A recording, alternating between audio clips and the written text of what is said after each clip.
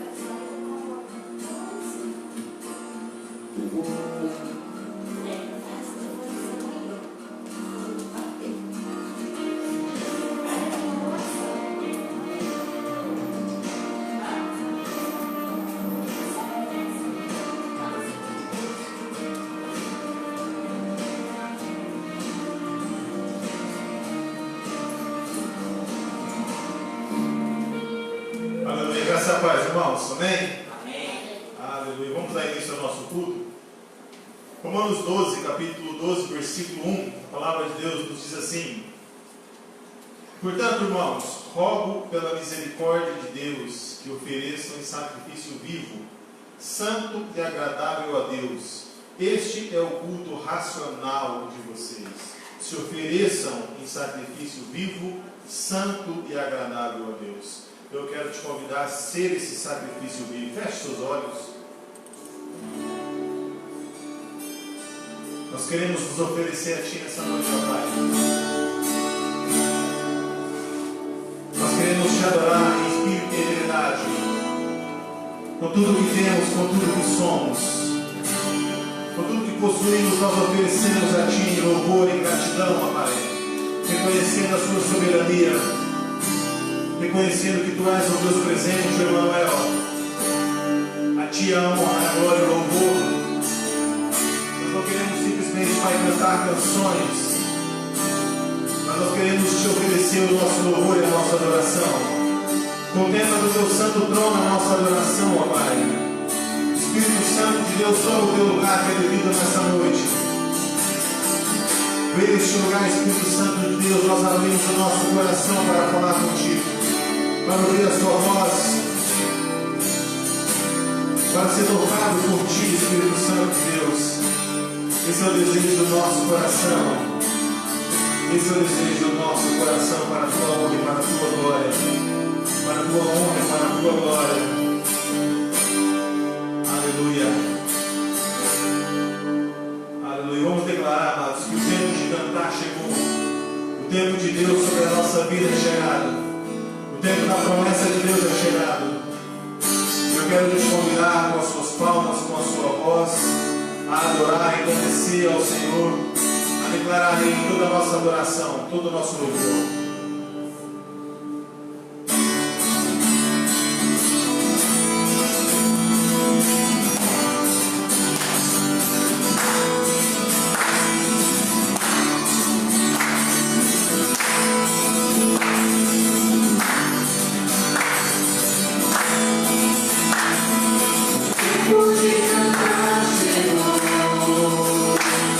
O tempo de dançar chegou.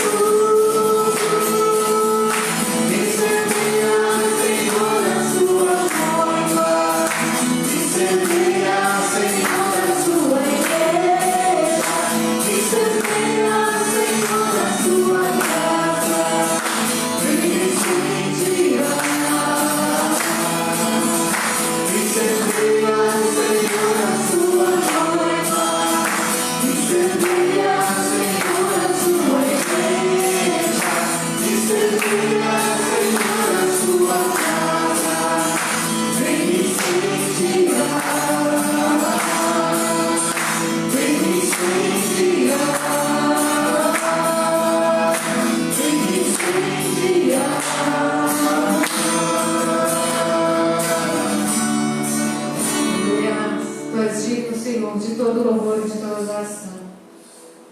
Te adoramos, Senhor, porque Tu és digno, ó Pai, pois Tu és santo. E nós clamamos a Ti nesta noite, Senhor, toca-nos com a Tua santidade, ó Pai. Porque o Teu sangue, Ele tem nos libertado. Através de Ti, Senhor Deus, nós temos alcançado a salvação. O sacrifício feito por Jesus Cristo naquela cruz. Derrama Tua glória sobre a Tua igreja, Senhor, sobre esta nação, sobre esta cidade, ó Pai, sobre este mundo. Que a Tua presença possa ser sentida, Senhor, em cada local, ó Pai, onde os Teus filhos se reúnem para Te adorar e para glorificar o Teu santo nome. Exaltado é o Senhor, louvado é o Teu nome, Jesus.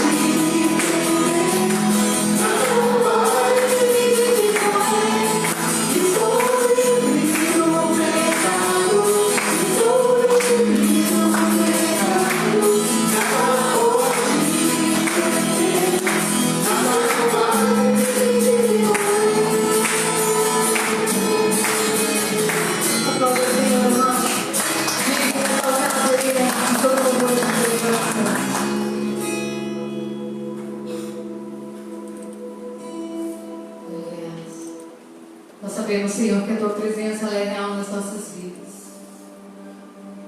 Por mais difícil, Senhor Deus, que sejam os momentos que nós passamos, nós sabemos que o Senhor está conosco.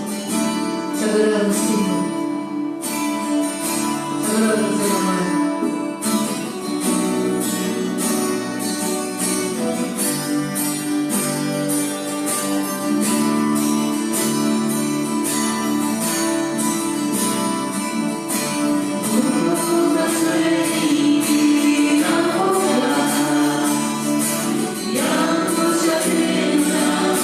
Suportar o teu amor.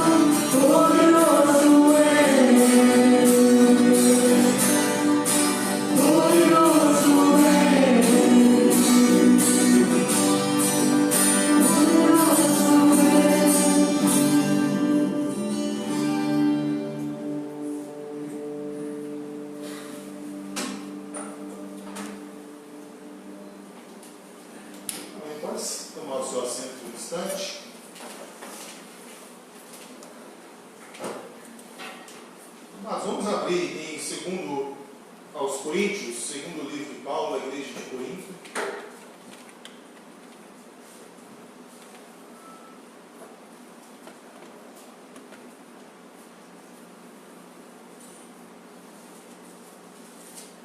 Segundo aos Coríntios, capítulo 9, versículo 10 e 11.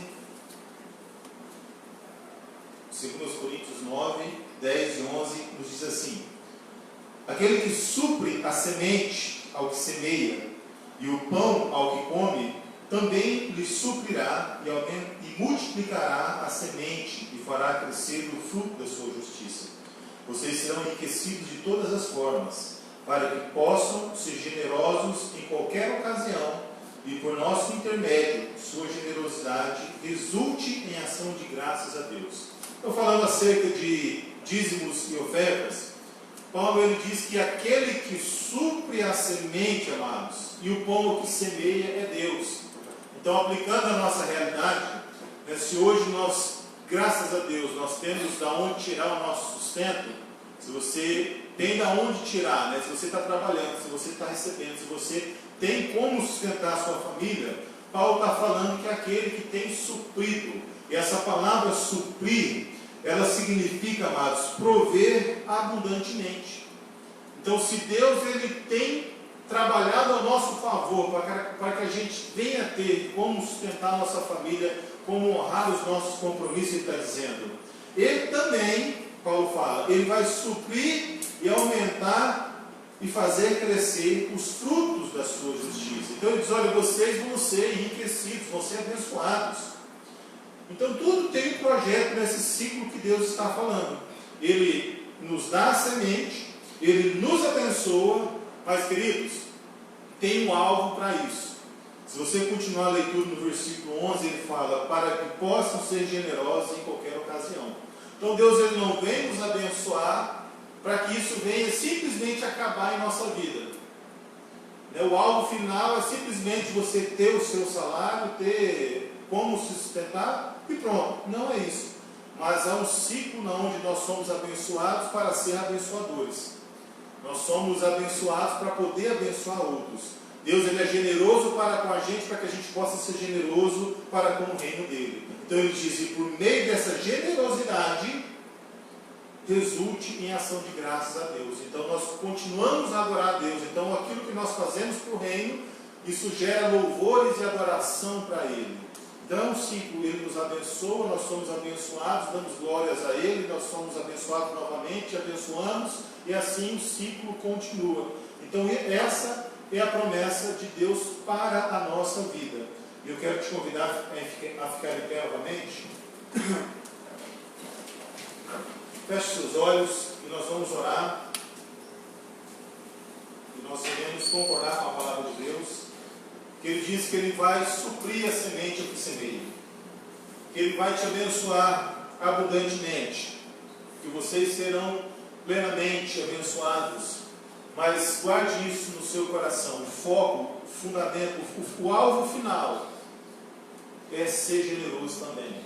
E essa generosidade resultar em ações de graças para Deus. Estenda a sua mão na posição de receber. Pai, no nome do Senhor Jesus Cristo, nós queremos abençoar os teus filhos nessa noite. Nós concordamos com a tua palavra, Pai.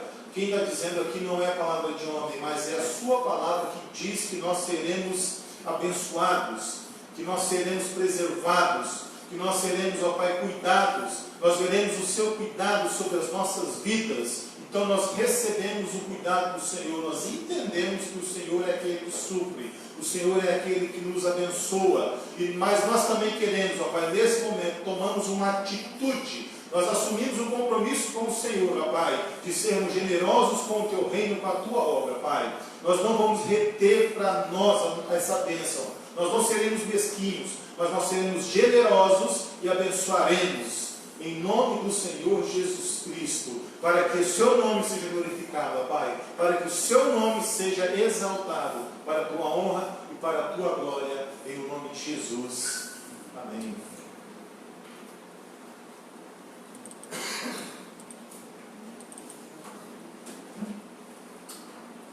Amém. Enquanto a gente continua adorando o Senhor, você pode sair do seu lugar e estar no ofertando, ensinando.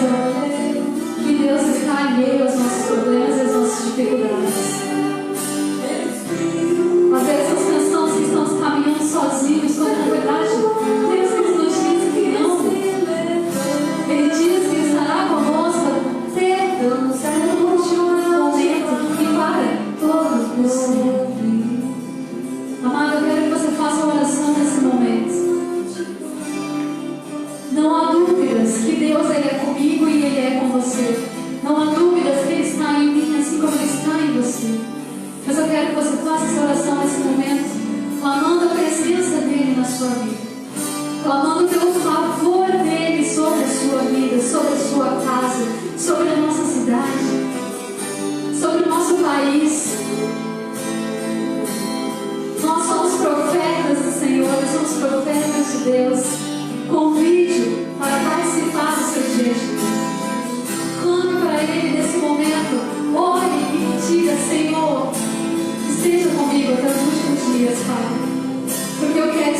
Senhor para todo sempre, Deus. Senhor, entra na minha vida. Senhor, faça as transformações necessárias em minha casa. Faça as transformações necessárias no meu ser. Se eu tenho um coração egoísta, Pai, mude. Se eu tenho em mim, ó Pai, alguma barreira, alguma dificuldade, ó Deus, que me impede de me aproximar mais e mais do Senhor, que vive entre o terra, ó Deus, em nome de Jesus. Querido Deus, nosso Pai, nós clamamos nesse momento, ó Deus, por mais a proximidade do Senhor. Nós clamamos neste momento, ó Deus, por um avivamento em nossos corações, um avivamento na nossa igreja, um avivamento, ó Pai, nessa cidade, um avivamento, ó Deus, nesse país. E tanto clama, ó Pai, por Ti, ó Deus.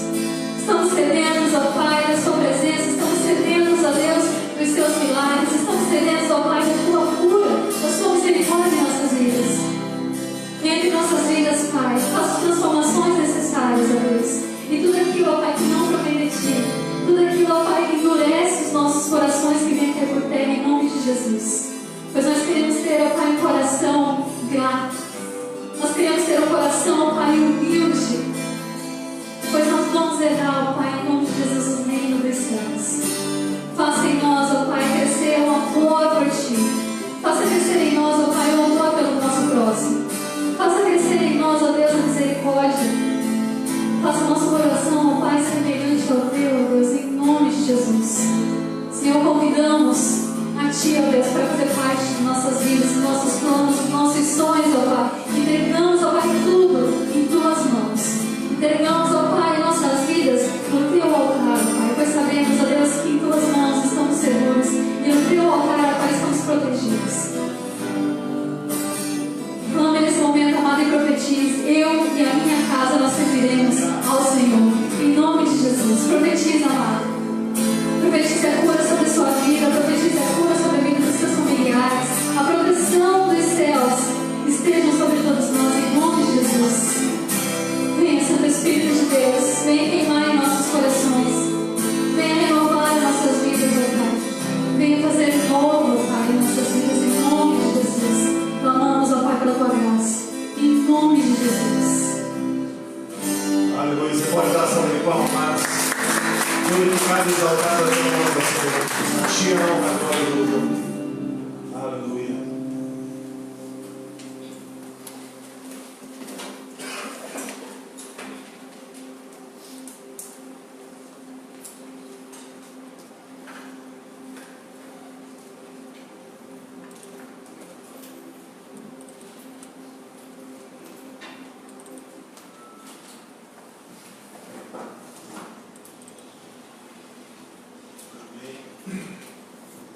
Mas vamos abrir em 1 Reis 18, primeiro livro dos Reis, capítulo 18, versículo de número 41.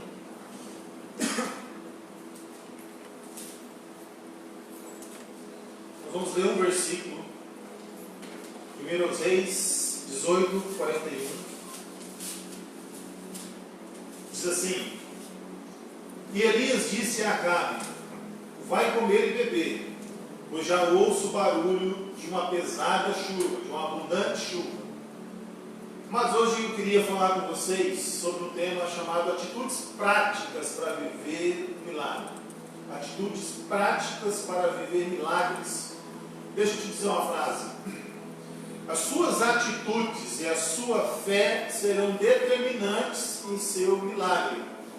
Então não adianta somente ter fé, é necessário ter atitudes. Então, os dois, né? A mistura, a atitude e a fé é o que vai determinar um milagre em sua vida. O texto que nós lemos, resumidamente, se você lembra a história, Elias, ele chega e ele profetiza, Deus manda Elias profetizar, que não iria chover. E por 3 anos e meio a Bíblia fala que o céu retém, não chove, para de chover. E agora eu queria convidar você a imaginar. Nós estamos passando por esse momento de crise. Eu queria levar você a imaginar. Imagina 3 anos sem chuva. Imagina aquela seca. Imagine as plantações, os rios, Imagine a crise que se instala, irmãos. Imagine a situação em que eles estavam vivendo. Mas a Bíblia fala que passam-se esses 3 anos, Deus novamente vai até o profeta Elias e fala para ele: agora você vai orar, você vai declarar que vai vir chuva, que vai chover. E uma abundante chuva cai sobre Israel. Você lembra da história? Mas o nosso foco não é falar da atitude, da chuva, mas principalmente falar da atitude de Elias. O que ele fez? Quais foram as suas atitudes que gerou um milagre? Porque quando a gente traz para a nossa realidade, amados, o momento em que nós estamos vivendo, parece que cada semana é uma caixinha de surpresa, né?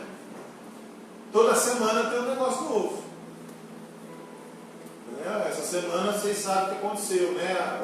Como que a nossa política está caminhando. Eu não sei quem que postou, né? Mas como é que é? Já não bastava alguma coisa e vem a dengue, aí já não bastava a dengue, vem a corona, já não bastava o corona, vem agora a política. Então toda semana é uma notícia nova. A grande questão, eu faço a pergunta para você, é: se você fosse descrever a sua realidade, o tempo que você está vivendo, como que você descreveria?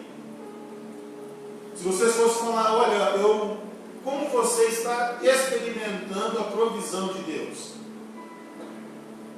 Se você fosse testemunhar: olha, as minhas orações, como é que estão as suas orações? Ela está manifestando o reino de Deus? Será que as nossas atitudes e as nossas orações, elas estão gerando milagres? Você está satisfeito com a sua realidade, com a sua vida, com a sua família, com aquilo que você está vivendo? Porque, amados, se você respondeu sim, olha, a minha oração, Deus está respondendo, eu estou vendo milagre, eu estou vendo provisão, amém, amados. Que louvado seja o nome do Senhor.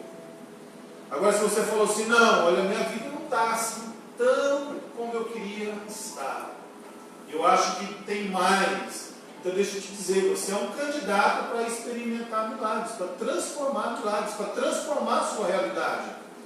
Aí você me pergunta: poxa, mas é possível? É possível. Como é que eu vou fazer isso? Como é que eu vou transformar? Igual nós estamos vendo, toda semana é um negócio novo. E como é que eu faço, irmãos? Deus, ele é especialista. E a gente vai aprender nessa noite, baseado nas experiências de Elias, nas atitudes de Elias, o que ele fez. Então eu quero te convidar, em primeiro lugar, Elias, ele é alguém que crê nas promessas de Deus. 1 Reis 18:41 nós lemos, Elias fala a Acabe, ele diz a Acabe: sobe, come e bebe, porque há ruído de uma abundante chuva. Então Elias, amados, ele obedece a ordem, ele obedece a voz de Deus, ele se apresenta a Acabe. Nós estudamos ano passado muito sobre isso, né? Lembra-se que Acabe queria matar o Elias.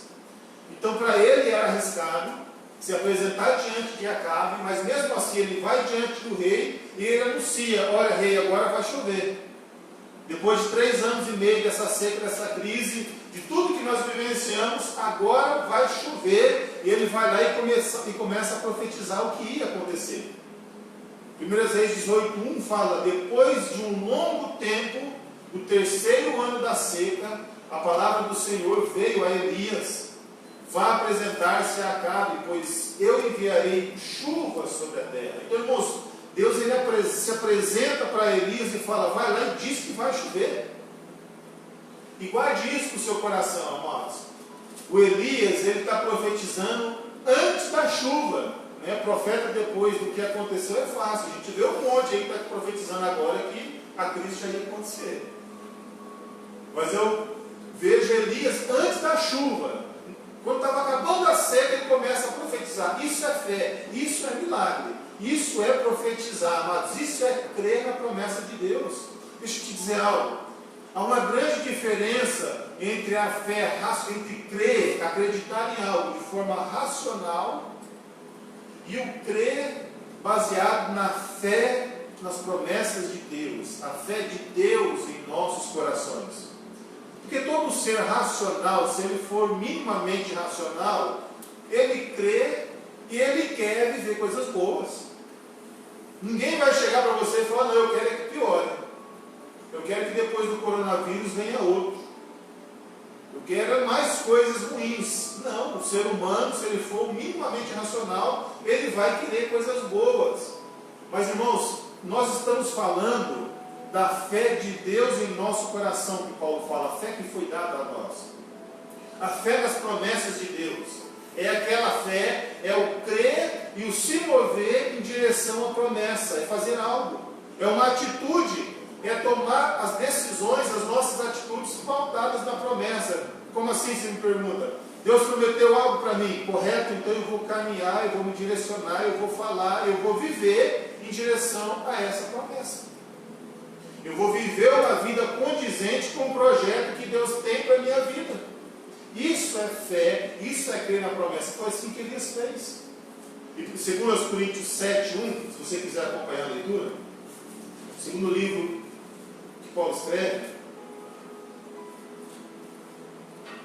segundo Coríntios 7:1 diz assim: amados, visto que temos essas promessas, purifiquemos de tudo o que contamina o corpo e o espírito, aperfeiçoando a santidade no temor de Deus. Então olha o que Paulo fala. Visto que nós temos, uma vez que nós temos essas promessas, ele está dizendo, então vamos caminhar, vamos ter atitudes, vamos nos purificar de tudo que vai contaminar o nosso corpo e o nosso espírito. Vamos nos aperfeiçoar em santidade e em temor a Deus. Crer na promessa de Deus, como Elias tinha essa fé, essa crença, essa atitude, foi o que levou ele a viver baseado nisso. Então Elias tinha, amados, Deus tinha uma promessa, qual que era? Vai vir chuva. E como que Elias, quais são as atitudes de Elias? Ele vai orar e ele vai profetizar. Ele já vai declarar, vai chover. Eu creio que vai chover porque Deus falou comigo. Eu creio que algo vai acontecer porque Deus falou comigo. A grande questão nossa é fazer como ele. Ter as nossas atitudes, as nossas palavras, as nossas ações direcionadas em direção à promessa de Deus, a redundância, né? Direcionadas à direção. Né? Mas caminhando em direção ao que Deus prometeu, crendo que aquele que prometeu é fiel. Então a atitude de Elias para viver milagre, mas em primeiro lugar ele crê, ele acreditou, ele vai chover. Deus falou, e se Deus falou, Deus é fiel, então vai chover. Em segundo lugar, o que ele faz? Qual é a segunda atitude? Ele gera em oração a mudança que ele quer ver acontecer. Ele começa a gerar isso em oração. 1 Reis 18:42, vamos ler? A continuação do texto. Olha o que diz. Então Acabe foi comer e beber, mas Elias subiu até o alto do Carmelo, dobrou-se até o chão e pôs o rosto entre os joelhos. Olha só, amados, Elias ele vai gerar aquilo que ele quer que aconteça na oração. Lembre-se, 3 anos e meio, sem chuva, a seca, a crise. Mas veja a diferença entre o Elias e o Acabe. O Acabe é interessante que ele vai para a sua casa, o texto fala. Ele vai comer e beber. Ele vai viver como se nada tivesse acontecendo. Sabe que ele, não, a crise está ali, Deus falou algo, a situação está terrível, o país está passando por uma crise extrema. Há um prenúncio de um milagre para acontecer, mas Acabe está sério, espiritual. Ele está vivendo a vida como se nada tivesse acontecido. Ele não mudou a sua rotina. Algo vai acontecer. Legal, eu vou para minha casa comer e beber. Vai mandar chuva, vai vir um milagre, Deus vai fazer. Não, independente, eu vou para minha casa e continuar a minha rotina. Elias, amados, tem uma postura diferente. Uma atitude totalmente oposta. Ele entende, opa, Deus vai fazer algo, tem a promessa, Deus vai mandar chuva, então o que eu vou fazer para acabar com essa crise? Ou para contribuir para que essa crise acabe? A Bíblia fala que ele sobe até o Carmelo, ele se dobra no chão, ele coloca o seu rosto no meio entre dos joelhos e vai orar. Ele vai buscar Deus, irmãos, é uma atitude totalmente diferente. O rei, ele não está nem aí. O profeta, ele vai buscar Deus, mesmo sabendo que Deus já havia falado, ele vai buscar Deus, ele vai dizer, olha, Deus faz algo, muda algo. E isso, amados, deixa eu dizer algo. a nossa realidade, ela não é transformada no modo automático. Muitas vezes a gente está vivendo um cristianismo que não é um passe de mágica. Eu preciso que algo aconteça e vai acontecer por osmose, né? Eu sigo o gênio da lâmpada, eu vou chegar na minha casa, eu vou esfregar na minha Bíblia, vai aparecer um gênio, eu vou pedir, eu quero isso, aquilo outro, e o gênio E amados, a vida real não é assim. A nossa vida, a nossa realidade, aquilo que nós aquilo que nós precisamos experimentar de Deus, elas têm que ser geradas em oração. Paulo falava sobre isso. Alguém tem que clamar e pagar um preço por elas. Aí você vai perguntar, Deus, Ele quer e vai operar milagre? Vai. Mas os Elias dessa geração, como a Helene falou, os profetas dessa geração, eles precisam se posicionar em oração, em clamor. Nós precisamos gerar isso, amados. Nós não podemos ser como Acabe, que mantém o seu ritmo, mantém a sua vida, independente do que está acontecendo. Tem crise política, saúde, economia, mas, amados, você vai ver a mesma cena com atores diferentes. Lembra de Noé? A Bíblia fala, até Jesus usa essa ilustração. Nos dias de Noé, a Bíblia fala que Noé estava construindo a arca e o povo vivia como se nada estivesse acontecendo. Havia uma crise moral, havia uma profecia de que Deus ia formatar a terra e acabar com todo ser humano. E o povo estava vivendo normal. Jesus fala casando, vivendo, bebendo, curtindo, aproveitando a vida, festando. Não, está tudo normal, vamos viver. Isso é papo furado, Noé ficou louco. Aí Jesus vai, na sua época, ele começa a pregar, ele usa a ilustração do Noé e fala, gente, é a mesma coisa que vai acontecer. Na minha vida, no arrebatamento, muitas pessoas não estão vivendo normal. Muitos estão vivendo como se nada estivesse acontecendo, não mudou a rotina. Não, isso aí é conversa do pastor para deixar a gente com medo. Não, isso aí já faz 2000 anos que ele foi e não voltou até agora. Mas a gente não pode estar apático ao que está acontecendo. Se você abrir o seu noticiário, como eu falei semana passada, sai um pouco, né? Mas quando a gente abre, você vai ver o mundo, a economia, a saúde, a política brasileira, tudo está uma turbulência, irmãos. Ninguém tem certeza do que vai ser amanhã. Você não sabe se o Bolsonaro chega até o final do ano, não. Você não sabe se a gente não tem mais certeza, irmãos. A única certeza que nós temos é nos posicionar, é tomar uma atitude de alguém que gera milagre e oração, buscando a face de Deus. Essa é a diferença. Acabe, ele não está nem aí. Elias, ele sobe para orar, ele sobe para buscar a face de Deus. Lá em Ezequiel, vamos ler? Ezequiel 22, capítulo 22, versículo 23. Livro do profeta Ezequiel, capítulo 22, versículo 23. Olha o que diz. De novo a palavra do Senhor veio a mim, disse, Ezequiel. Disse ele, filho do homem, diga a essa terra, você é uma terra que não tem tido chuva nem aguaceiros no dia da ira, ou seja, Deus estava tratando com o povo. Há nela uma conspiração de príncipes, como um leão que ruge ao despedaçar a sua presa. Devoram pessoas, apanham tesouros e coisas preciosas e fazem muitas viúvas. Mas olha só, os seus sacerdotes, ou seja, os líderes espirituais da época, cometem violência contra a minha lei e profanam as minhas ofertas sagradas. Não fazem distinção entre o sagrado e o comum. Ensinam que não existe nenhuma diferença entre o puro e o impuro.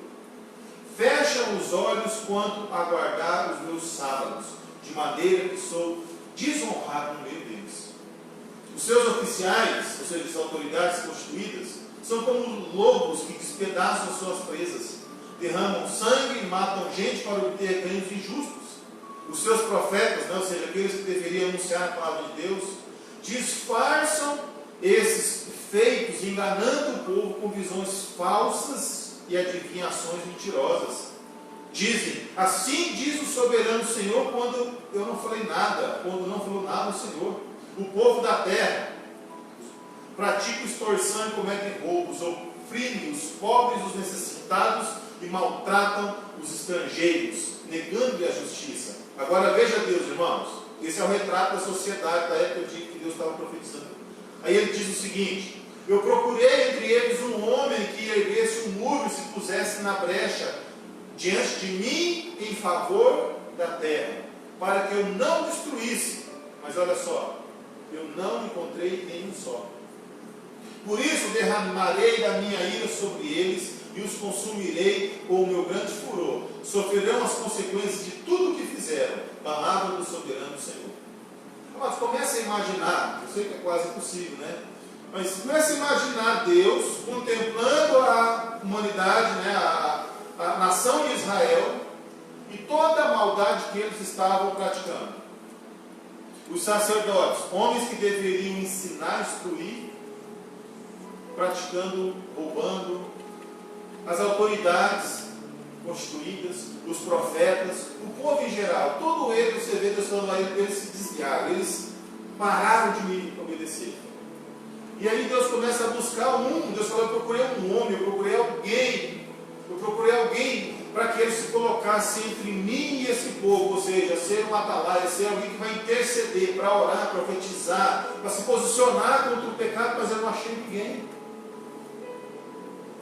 Irmãos, nós precisamos entender que a nossa oração, que a nossa postura contra o pecado é o que vai gerar a mudança necessária. Nós somos o sal da terra e a luz do mundo. A igreja só está aqui para brilhar. Se não fosse para brilhar, nós já teríamos que estar lá no céu já. Se não fosse para fazer a diferença, irmãos, o que a gente está fazendo aqui?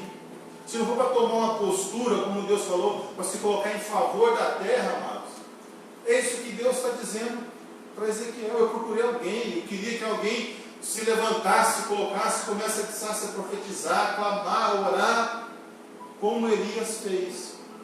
Ou diferente do que Acabe fez. Acabe, ele foi viver. Elias vai orar. Então, qual é a atitude do Elias, amados? Em primeiro lugar, ele crê na promessa. Alguém que acredita que Deus cumpre promessa.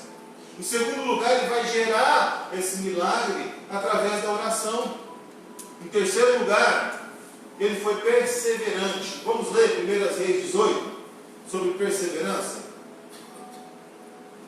Olha o que diz 1 Reis 18, 43 e 44. Vai e olhe na direção do mar, disse ao seu servo. E ele foi e olhou. Não há nada lá, disse ele. 7 vezes Elias mandou. Volte para ver. Na 7ª vez o servo disse: há uma nuvem pequena quanto a mão de um homem, está se levantando do mar. Então Elias disse: vá dizer a Acabe, prepare o seu carro e desça antes que a chuva o impeça. Mas pensa num cara obstinado, determinado, alguém persistente, é esse Elias. Você vai ver que ele tem a promessa, ele vai orar. A Bíblia fala que ele está orando no Monte Carmelo, ele está orando. Aí ele manda o seu servo: vai lá, tem alguma coisa de novo? Não aconteceu nada ainda. Vai lá novamente, tem alguma coisa? Não. Por 7 vezes ele manda o servo lá, e o servo fica olhando. Na 7ª vez ele fala: tem algo acontecendo, mas é tão pequena como uma palma na mão de um homem. E Elias fala: então esse é o sinal, que vai vir grande chuva. Corre lá, avisa o Acabe que agora vai vir chuva. Mas a gente aprende 2 princípios aqui. Primeiro, todo grande milagre começa com um pequeno sinal. Vou repetir para você. Todo grande milagre começa com um pequeno sinal. Então não despreze os pequenos sinais que Deus tem dado para a sua vida. Sabe por quê? Porque muitos de nós, a gente quer ver grandes milagres, grandes manifestações, e a gente não dá atenção aos pequenos, a gente menospreza os pequenos, né? Eu queria que Deus fizesse algo assim, algo assado, desse jeito. E Deus está fazendo, né, em pequenas coisas, amados, e a gente não consegue prestar atenção, a gente não vê os sinais. Lembra daquele princípio? Ser fiel no pouco para ter o muito. Princípio básico de administração. Então, administre os seus milagres. Se a gente não está conseguindo ver os pequenos sinais que Deus está fazendo no nosso meio, como é que a gente quer que algo grande aconteça? E Elias entendeu isso e falou: é pequena, é uma nuvem minúscula, mas já é algo vai acontecer. A segunda chave, irmãos, é que grandes milagres acontecem na vida de pessoas perseverantes. A perseverança é que abre a porta para o milagre. Sabe por quê? Porque a gente não vive num mundo de fantasia, onde tudo se resolve num passe de mágica. O mundo real, irmãos, você sabe, é difícil. Toda semana, como eu falei, todo dia tem algo novo, tem uma situação para a gente lutar. É algo difícil, mas ao mesmo tempo a gente vê que nós precisamos perseverar. Manter a nossa conduta, manter a nossa postura, manter o nosso caráter, cumprir princípio. Não é fácil, mas não é impossível. Então perseverança é a chave. Elias, ele continua orando. Ah, mas Deus falou que vai fazer, mas está demorando. Ué, uma hora vai acontecer. Ah, Deus falou que vai acontecer algo grande, uma abundante chuva, mas me aparece uma nuvem minúscula no céu. É assim que ele trabalha. Então esses dois ingredientes são o que geram milagre. Então a partir de hoje, comece a dar valor nos pequenos milagres da sua vida. Comece a prestar atenção naquilo que Deus está fazendo. E amados, persevere, mantenha a sua firmeza, mantenha a sua conduta naquilo que Deus está fazendo. Para caminhar para o final, em dias de crise, eu gostei dessa frase: revelando mais quem nós somos do que a crise propriamente dita. Então, no dia da crise, nós revelamos mais quem nós somos do que a crise propriamente dita. Até eu postei no Face da igreja, né? Uma pesquisa que diz que o aumento da violência doméstica, aumentou a violência doméstica, né? Porque o cara tem que ficar em casa agora, né? Tem que aguentar a mulher cunhando e ele não consegue. Mas isso só revela aquilo que ele já é. Né? Se ele é alguém violento, vai revelar a violência dele. Se ele é alguém que não consegue manter a sanidade dentro da casa, só vai aumentar. Nós só damos aquilo que nós temos. Então, o que nós precisamos revelar, irmãos? Revelar a vida de Deus que é em nós. Nós só damos aquilo que nós temos. Se você tem vida de Deus, você vai revelar a vida de Deus. Se você tem o Espírito Santo, você vai revelar o Espírito Santo. Então, para que esses dias sejam transformados, irmãos, nós precisamos seguir a atitude de Elias. Crer na promessa de Deus, gerar as mudanças através da oração e ser perseverante. Eu quero te convidar a ficar em pé.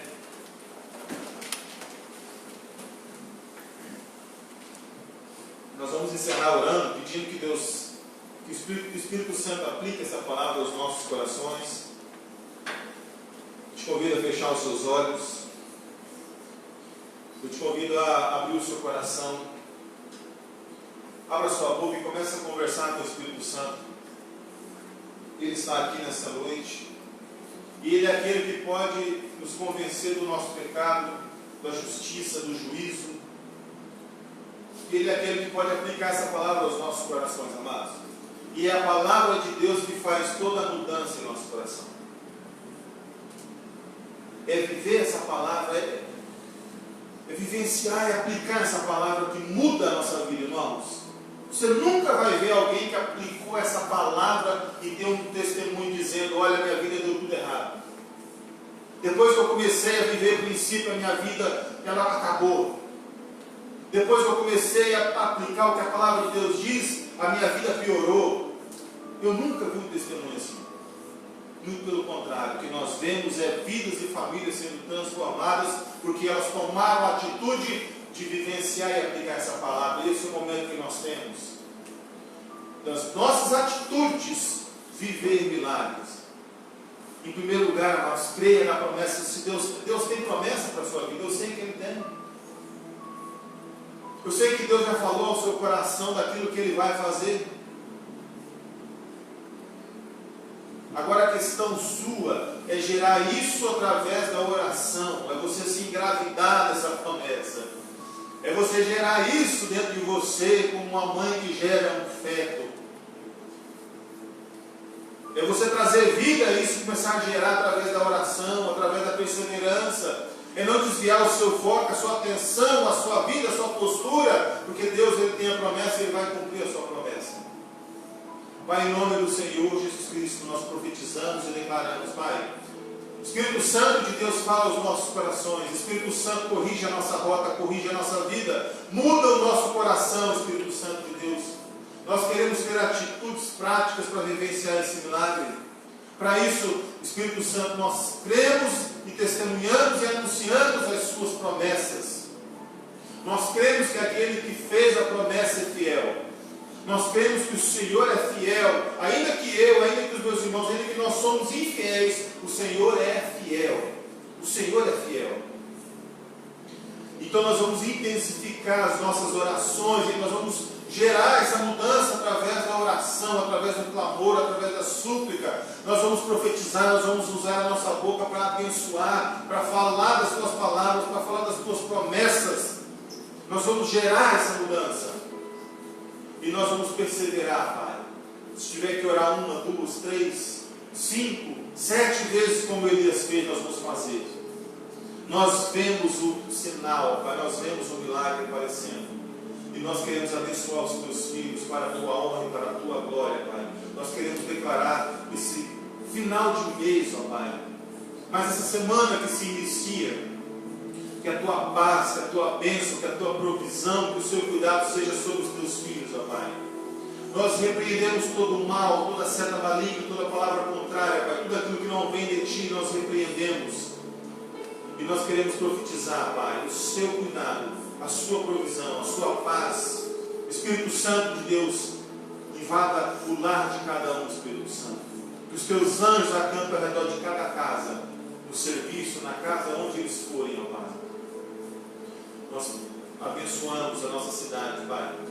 Abençoamos o nosso estado. Abençoamos a nossa nação, Pai. Abençoamos este mundo, ó Pai. Seja bendito, ó Pai, em nome do Senhor Jesus Cristo.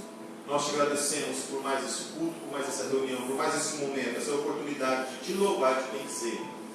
Muito obrigado, Pai, em nome de Jesus. Aleluia. Você pode dar uma salva de palmas. Glorificado é o nome do Senhor, exaltado é o nome do Senhor. E assim nós estamos encerrados. Que Deus os abençoe em nome de Jesus. Amém.